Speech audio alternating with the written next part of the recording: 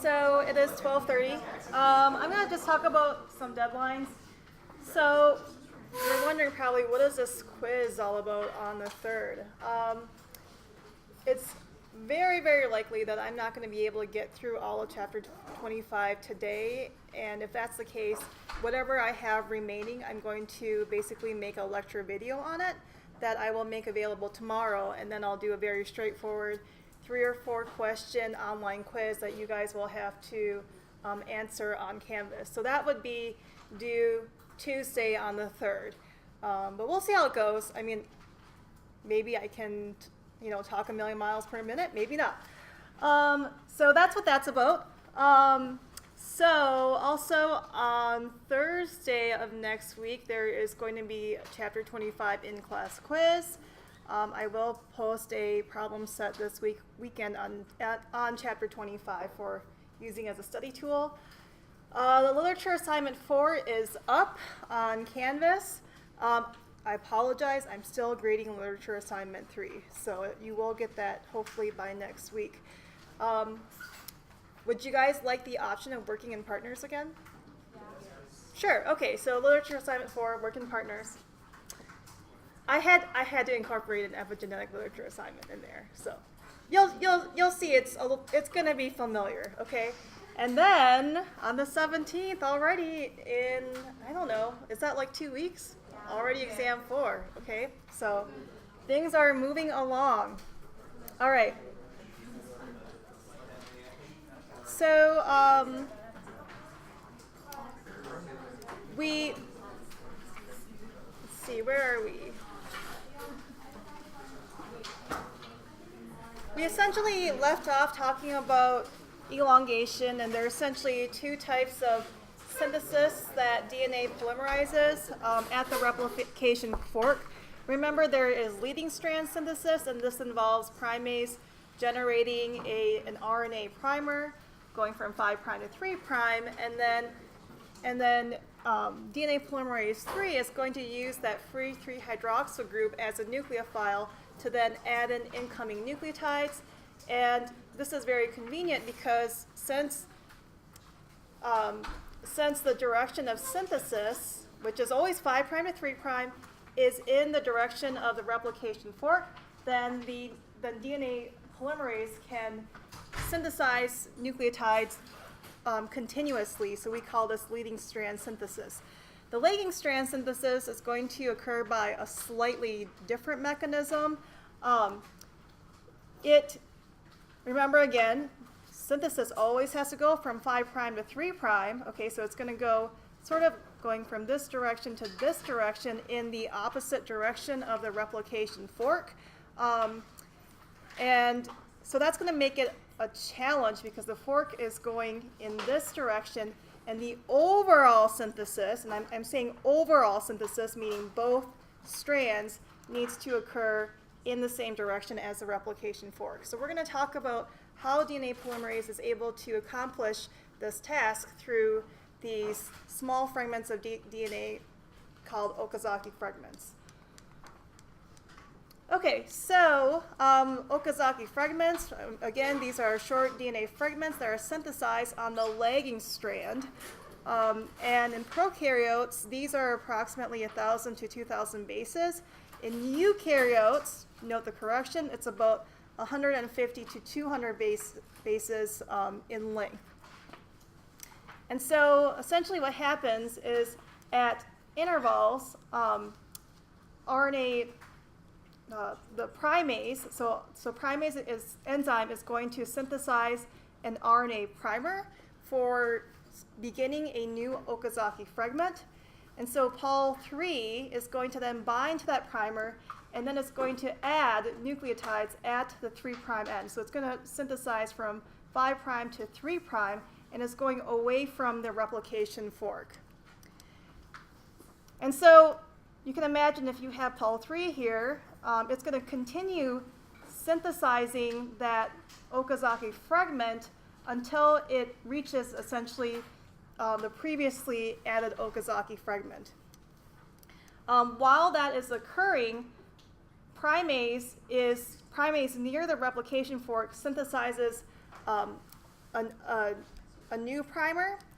And once DNA polymerase reaches sort of the end of that Okazaki fragment and it's kind of meeting, a different Okazaki fragment, it's then going to dissociate from this portion of the DNA and then reassociate at the new primer near the replication fork to begin the process of making another Okazaki fragment.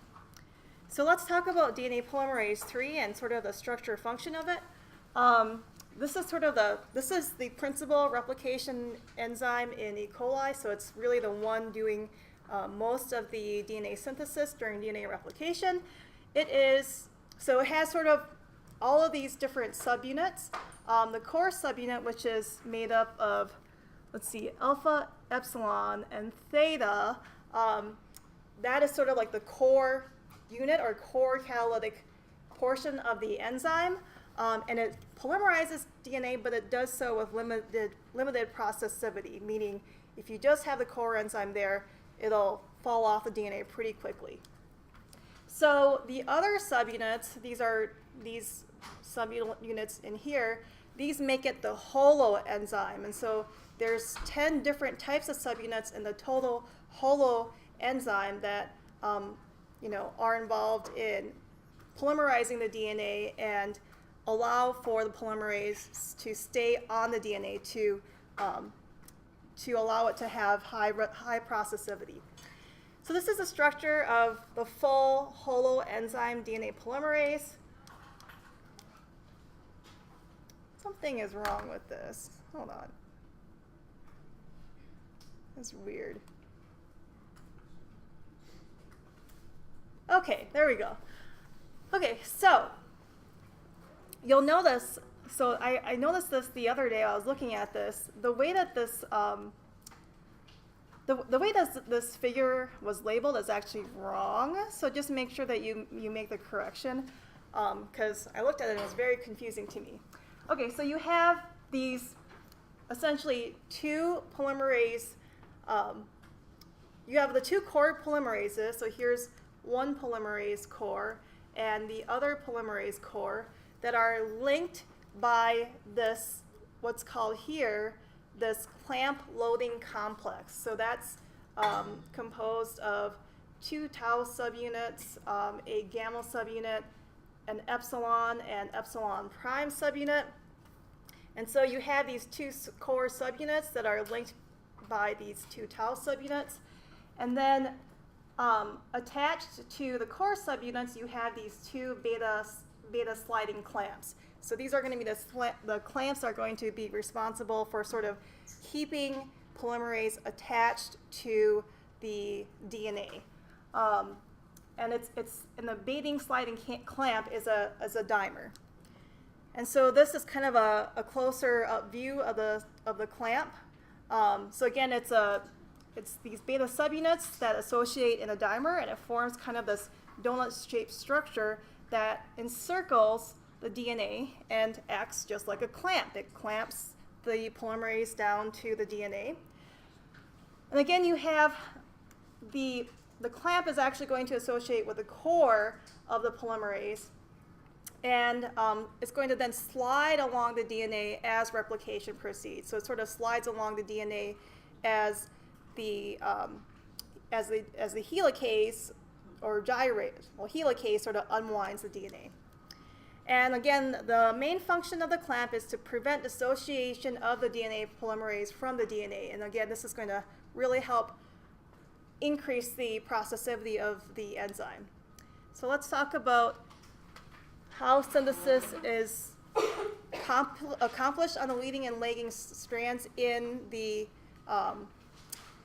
context of thinking about the actual structure of DNA polymerase. Yes, Pat. Sorry, looking at this, I think my question was answered. Okay, great. Okay, so again, you actually have one asymmetric DNA pol dimer.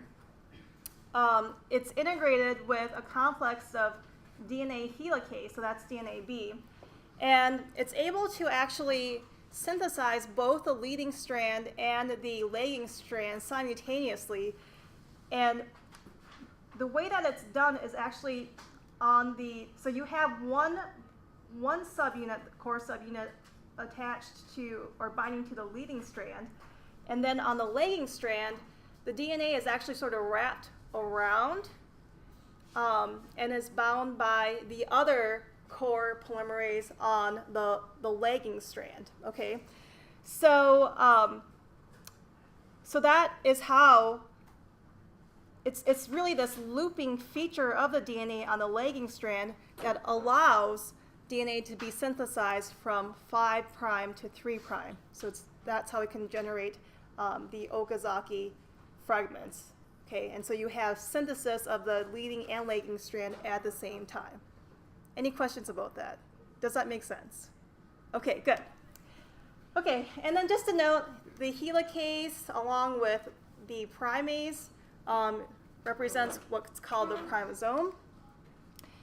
And so you have, so the DNA polymerase is going to use one set of the core subunits to synthesize the leading strand continuously, and the other set of core subunits cycles from, it sort of cycles from one Okazaki fragment to the next on this looped lagging strand.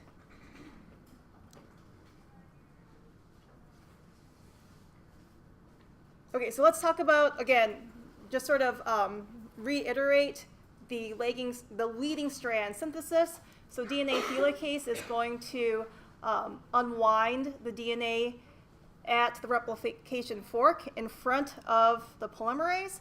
And then as that DNA is being unwound, the core polymerase that's attached to the leading strand is going to continuously add in nucleotides to the 3' end of the leading strand, the DNA that's being synthesized. On the lagging strand, you have, this is where Pol III synthesizes the Okazaki fragment. So here's Pol III adding nucleotides at the 3' end. And simultaneously, as Pol III is polymerizing DNA at the Okazaki fragment, primase is going to come in and bind at the replication fork, and it's going to synthesize a new RNA primer at the lagging strand. Okay? Then primase is going to dissociate, and once primase dissociate, a new clamp is going to be loaded on the template near the primer by the clamp loader complex of the polymerase. And so once that's done, and once the polymerase synthesizes sort of that current Okazaki fragment, once that's completed, it will then dissociate from that Okazaki fragment, and then it's going to then associate with the new clamp that is sort of in complex with that primer. Okay, and so that will, and so once the polymerase dissociates from the essentially the current Okazaki fragments, it'll associate with a new primer, and then it's going to initiate synthesis of the new Okazaki fragment. And so this simultaneous synthesis of the leading and lagging strand, this represents the replosome, and it promotes rapid DNA synthesis, so it can add about 1,000 nucleotides per second to both the leading and the lagging strand. Oh, and I forgot there's a movie. Well, let's watch that movie. The only thing is, I forgot my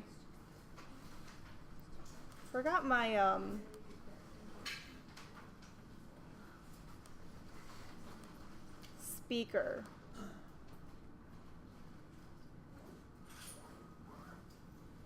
Let's see. So you guys will have to sort of bear with me the fact that you might not be able to hear it very well.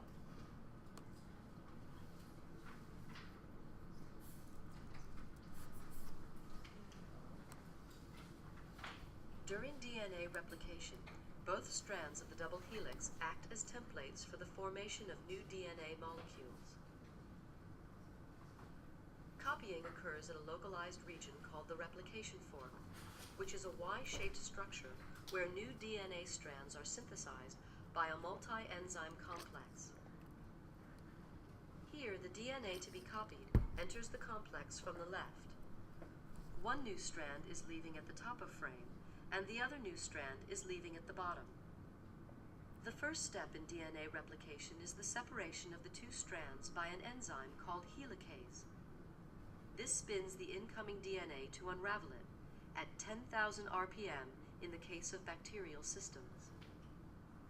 The separated strands are called 3' and 5', distinguished by the direction in which their component nucleotides join up. The 3' DNA strand, also known as the leading strand, is diverted to a DNA polymerase and is used as a continuous template for the synthesis of the first daughter DNA helix. The other half of the DNA double helix, known as the lagging strand, has the opposite 3' to 5' orientation and consequently requires a more complicated copying mechanism. As it emerges from the helicase, the lagging strand is organized into sections called Okazaki fragments. These are then presented to a second DNA polymerase enzyme in the preferred 5' to 3' orientation. These sections are then effectively synthesized backwards. When the copying is complete, the finished section is released and the next loop is drawn back for replication. Intricate as this mechanism appears, numerous components have been deliberately left out to avoid complete confusion. The exposed strands of single DNA are covered by protective binding proteins, and in some systems, multiple Okazaki fragments may be present. All right, so that's the video, just to give you guys kind of a visualization of what that looks like.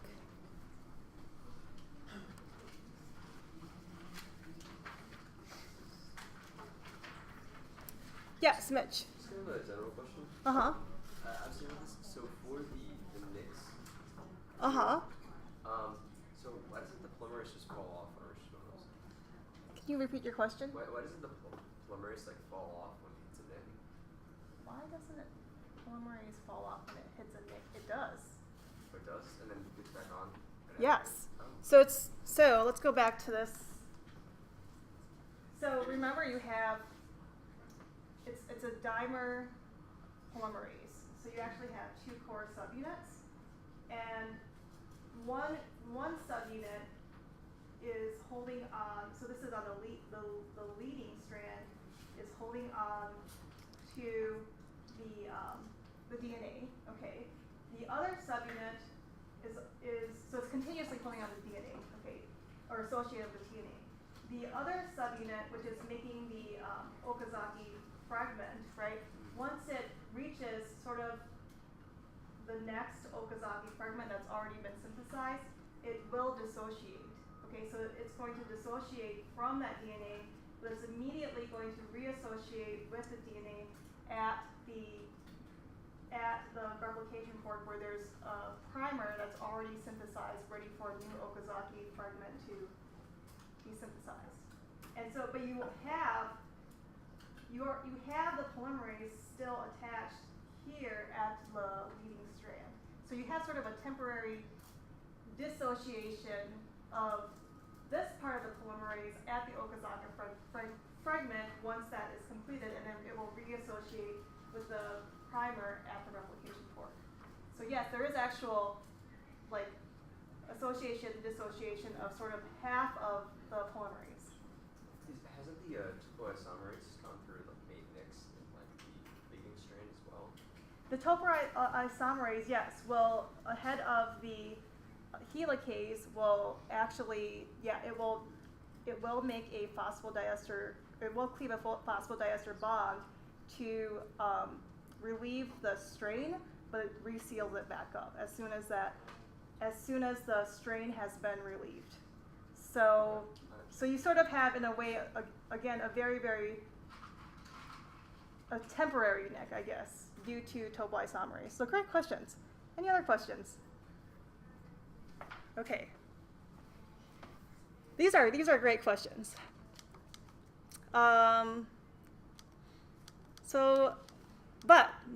So anyways, your question is actually a great segue to these nicks that occur between Okazaki fragments.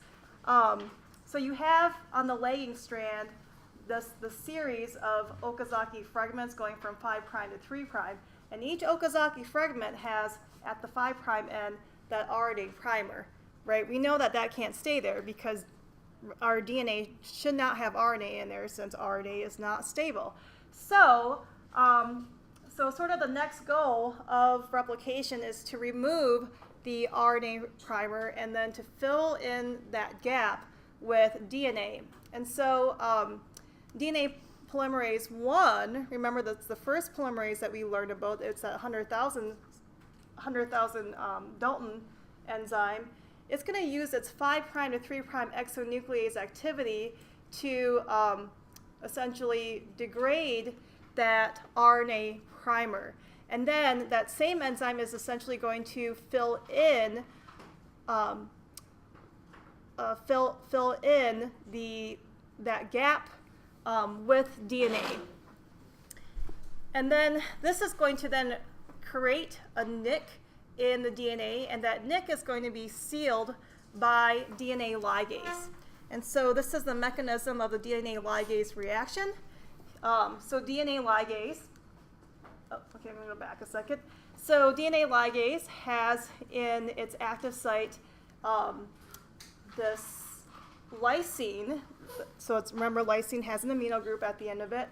And that lysine is going to react with ATP. And so it's going to react with ATP, and it's going to become adenylated. So the AMP is going to be attached to that amino group of the enzyme, resulting in the adenylated enzyme, as well as pyrophosphate, which is then further hydrolyzed to inorganic phosphate. Now that we have our adenylated enzyme, it's going to, in the next reaction, react with the 5' phosphate on the next DNA. So here is our DNA, and remember this is, we have a nick. So you have a 3' hydroxyl group on, sort of on this side. On the other side we have a 5' phosphate. Now think about it this way. Before I go on, let's just think about the thermodynamics of this. What if this hydroxyl group was to attack this phosphate directly to create a phosphodiester bond? Is that thermodynamically possible? I should say thermodynamically favorable. Probably not. Why not? Because your leaving group there is just like a, I guess it's like an Right. So there's yeah, the leaving group would be like an oxygen or something, but there's nothing to drive the reaction, right? You're creating a phosphoester bond. A phosphoester bond costs energy, but then there's nothing else that is providing energy for the reaction. So what has to happen first in order for this phosphodiester bond to form is this phosphate needs to become activated. And this is where the adenyl group on the enzyme is going to come in. And so the enzyme that's been adenylated is going to transfer the adenyl group onto the phosphate, okay? So that generates this intermediate. So we have adenine ribose, and then the phosphate that's attached to the existing phosphate, and then the enzyme that's now been regenerated. And now we have an activated 5' phosphate group. So the 3' hydroxyl group of this part of the DNA can now attack the phosphate group, and then the AMP is going to be displaced. So we have the formation of a phosphoester bond, but at the same time, we have the cleavage of a phosphoester bond. So that's helping to drive the reaction forward. So that way we have the sealing of that DNA, so we have creation of that phosphoester bond, and then displacement of the AMP. So I don't know why I just think it's really cool. It's a really cool reaction, and it's a very useful reaction. We use it all the time in the research lab in molecular biology. Okay, so so this table sort of summarizes all of the enzymes at the replication fork in E. coli. Remember, we have SSB. That's going to bind to the single-stranded DNA and stabilize it. There's helicase, which is going to unwind the DNA at the replication fork. There's primase, so that's going to synthesize the RNA primers. The DNA polymerase III, which is involved in leading and lagging strand synthesis. DNA polymerase I, which is going to remove the RNA primers as well as fill in the gap with DNA. DNA ligase, which is going to then seal the NICs. And then remember, there's also DNA gyrase or topoisomerase, which is going to, make phosphodiesterase. Well, it's going to essentially relieve that strain ahead of the replication fork. Okay, so let's talk about, so we've talked about initiation, elongation, and now we're going to talk about termination. So the replication forks, so we're just going to consider just the E. coli chromosomes. So here's, let's imagine this circular, not imagine, this diagram is the circular, chromosome of the E. coli, and it has within the chromosome these terse sequences. And so these terse sequences are sequences that are 20 base pairs long, and they are going to sort of initiate the termination of replication. And the way that does that is they're sort of oriented in such a way that it's going to actually trap the replication fork. So the replication forks are going to enter sort of these sequences, but they can't leave. And so you have a terse sequences. It's going to it's a binding site for these proteins called TUS proteins. So the TUS binds to the TER, and then the replication fork encounters the TUS-TER complex, and then that causes the termination of the sequence, or termination of replication. And then just to kind of, finish out and thinking about how replication is fitting in terms of, of DNA synthesis and then the actual, the cell cycle, as well as DNA replication and cell division. So you have, again, just to kind of summarize, you have bidirectional replication initiated at the origin, and then you have the synthesis of the DNA, and then as you have cell division, you have essentially partitioning of the two pieces of DNA that's now been synthesized into one half of the cell. And then once replication is terminated, the cell will divide and the chromosomes are accurately partitioned into the two daughter cells. Okay, and then this table just kind of, this is not something I'm going to test you guys on, but just to let you guys know that a lot of the properties, a lot of the features that we see in bacterial replication are very similar to the mechanisms of replication that occur in eukaryotes. Eukaryotic cells, they have sort of a different set of polymerases. These have sort of different names. So there's delta, alpha, beta, and gamma. And the other thing that sort of adds additional level of complication when it comes to replication in eukaryotes is you have the DNA that's wrapped around histones. And so the whole replication machinery is dealing with trying to, disassembling the histones off the DNA as it's being replicated, and then reassembling the histones back onto the DNA, as well as synthesizing more histones for the newly made DNA. Since you've doubled the DNA, you have to double the histones. Okay. And so this is just sort of the summary of prokaryotic versus eukaryotic processes. I'm not going to get into it. It's not something I'm going to cover, but you guys can read about it on your own. Okay, So that concludes part 1 of chapter 25, which is replication. Before I move on to part 2, does anyone have any questions? Yes. So, with regards to quiz on video, what video are you talking about? The one that we just saw?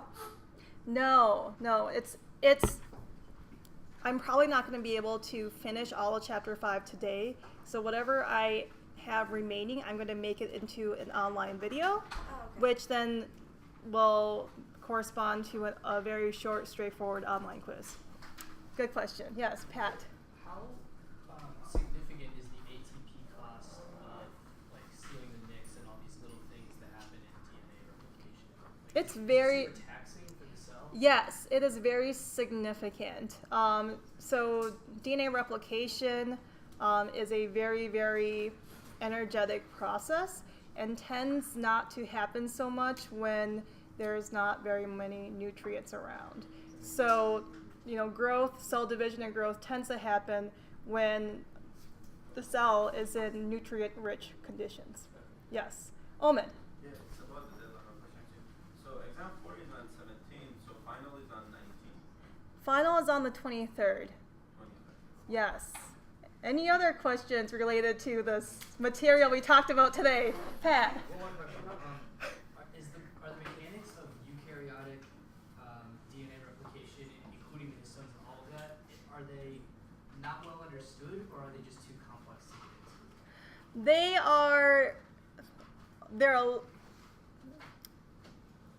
into? It's certainly much more complex. There are other. So the initiation of it uses different proteins, and is quite a bit more complex compared to eukaryotes. The mechanics of actual elongation and of elongation is very similar, and we're just really not getting into it because it's just due to time. But there's a lot of similarities. So yeah. Any other questions? Okay, so I have about 20 minutes for part 2 of chapter 25, and then we have our fun student presentation. Okay, so chapter 25, part 2 is going to focus on just a few DNA technologies, and then we're going to talk about repair and recombination. So understanding DNA replication, all of these mechanics of it is useful because we can use that knowledge to be able to essentially replicate DNA in vitro in the lab.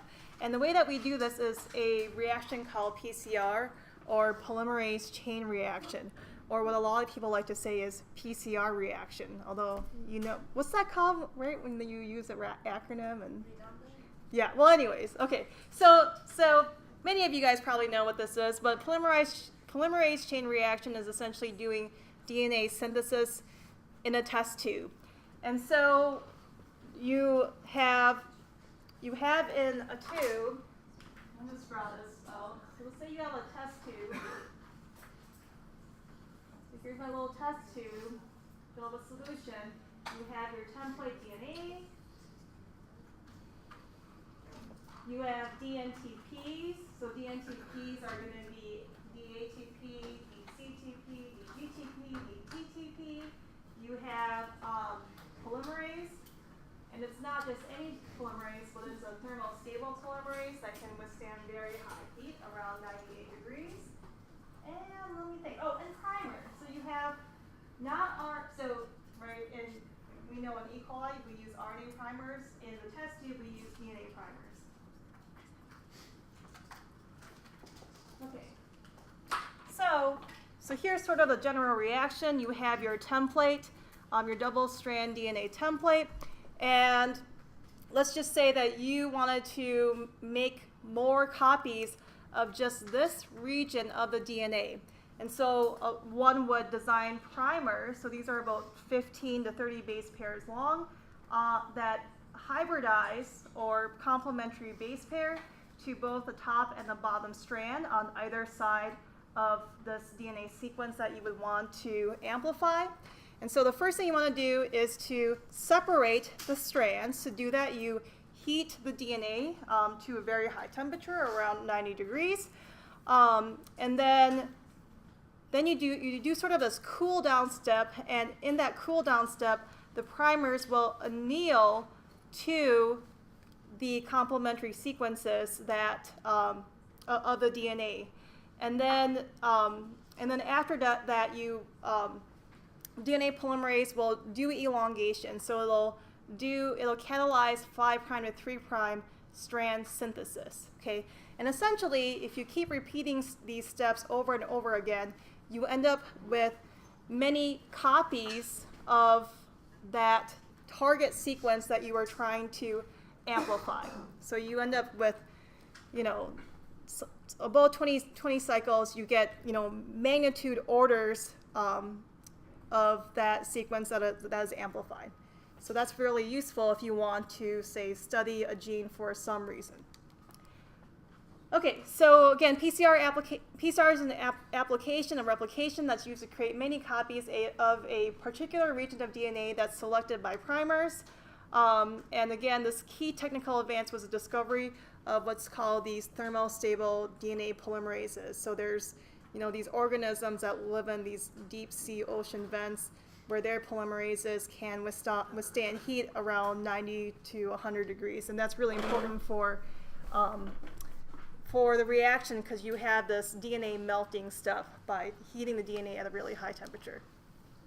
So that's actually really quite important, because so being able to do PCR is actually important for lots of different applications. One of them is going to be DNA sequencing, which I'll talk about in a moment.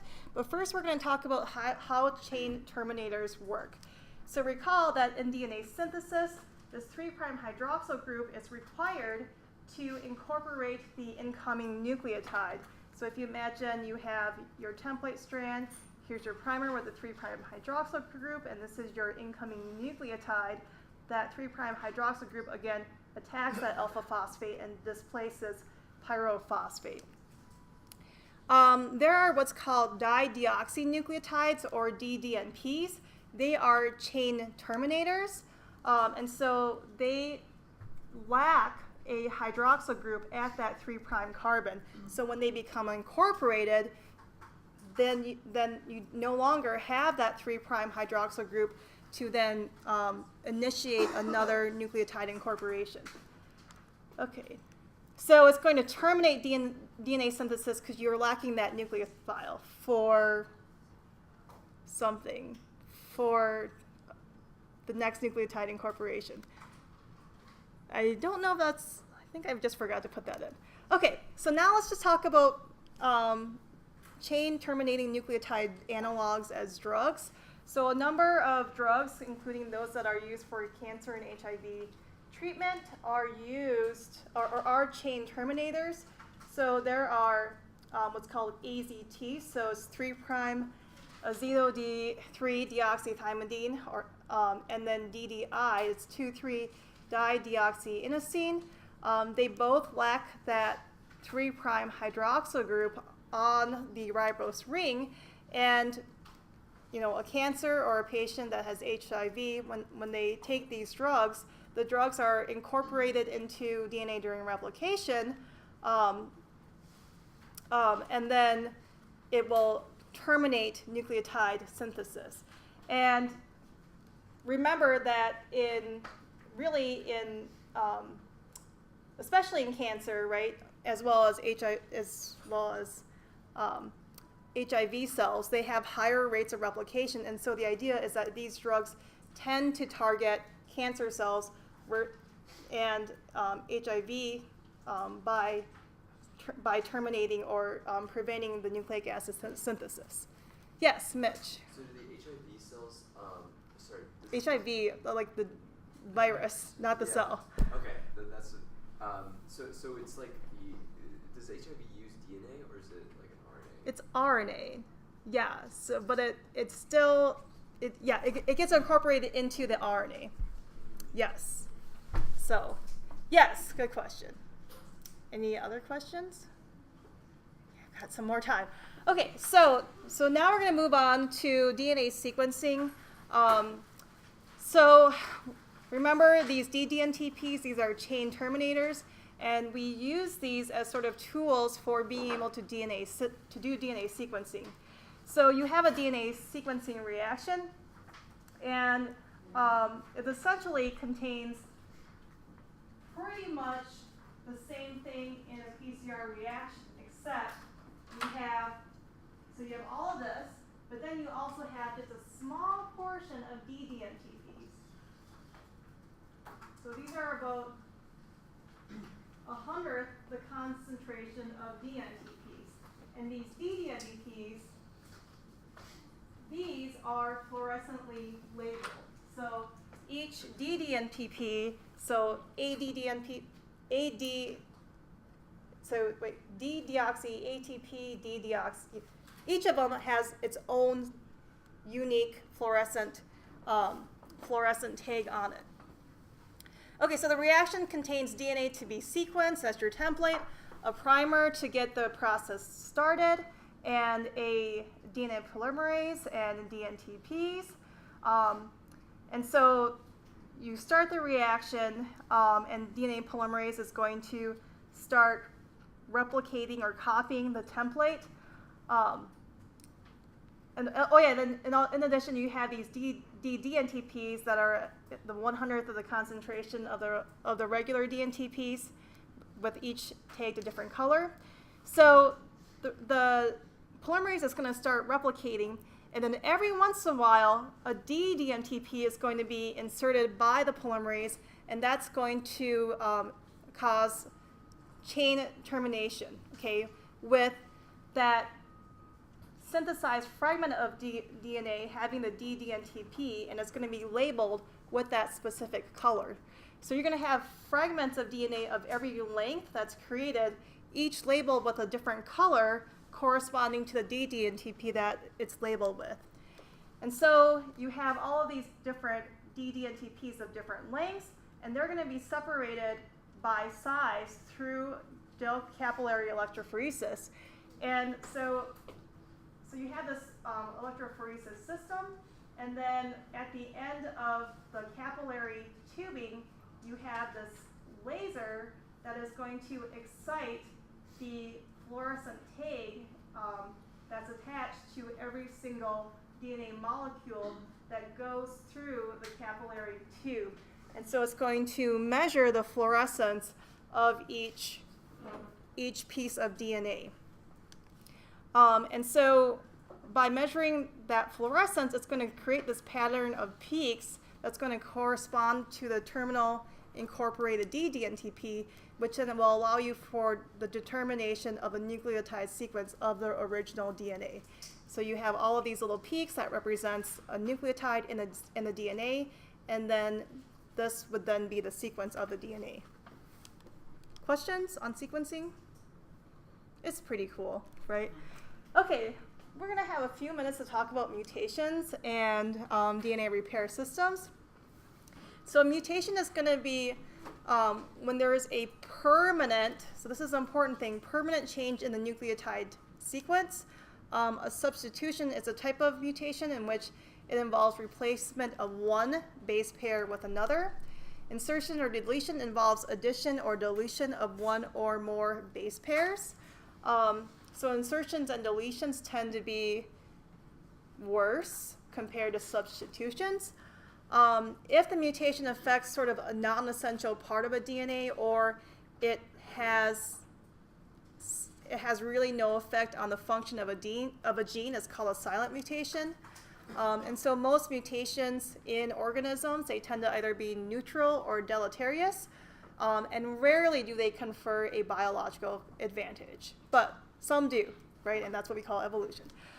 Okay, and mutations in DNA, they're often linked to cancer. So the more mutations that are accumulated in DNA over time, the more likelihood you're going to develop a cancer. This is what they call the two-hit hypothesis, in which you have to have sort of an accumulation of mutations in DNA to get cancer.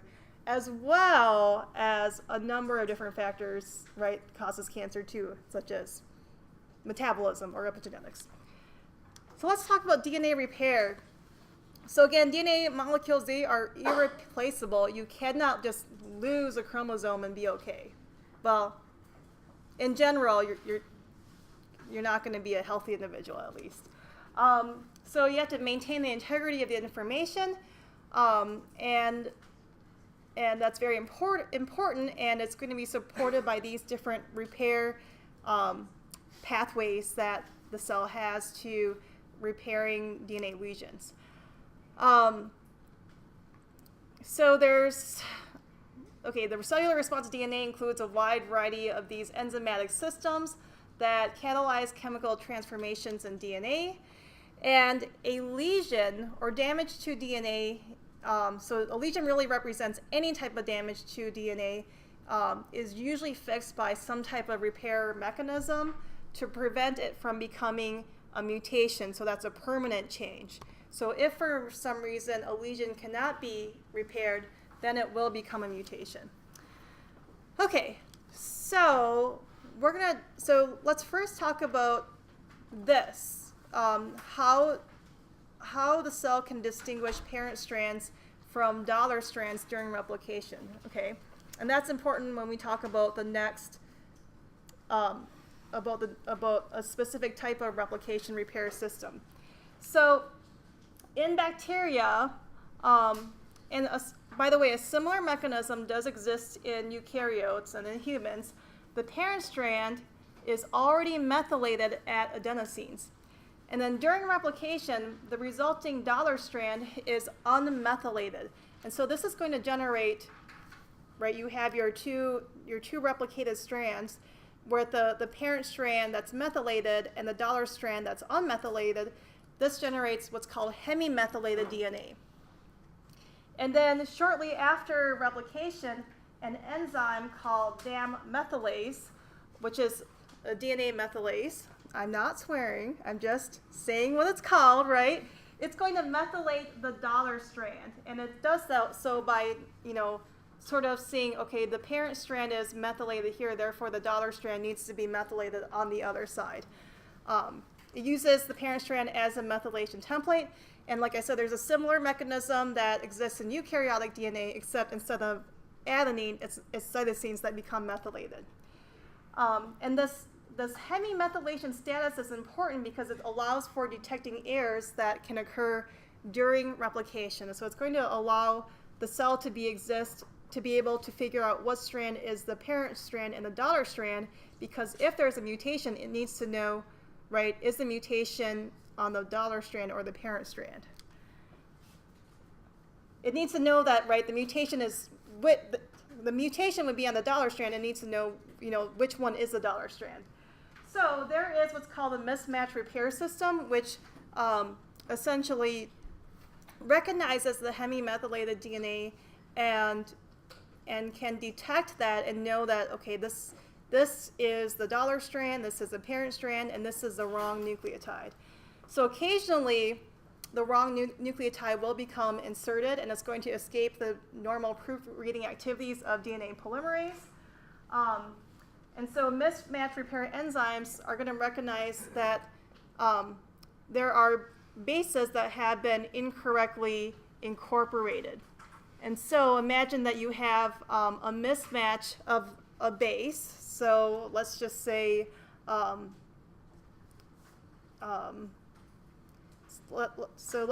instead of a T pairing with A, you have a T pairing with G. Okay, so the repair system needs to know which strand is the correct one, and it does so by recognizing that the undermethylated DNA is the daughter strand. And so you have these what's called mute proteins.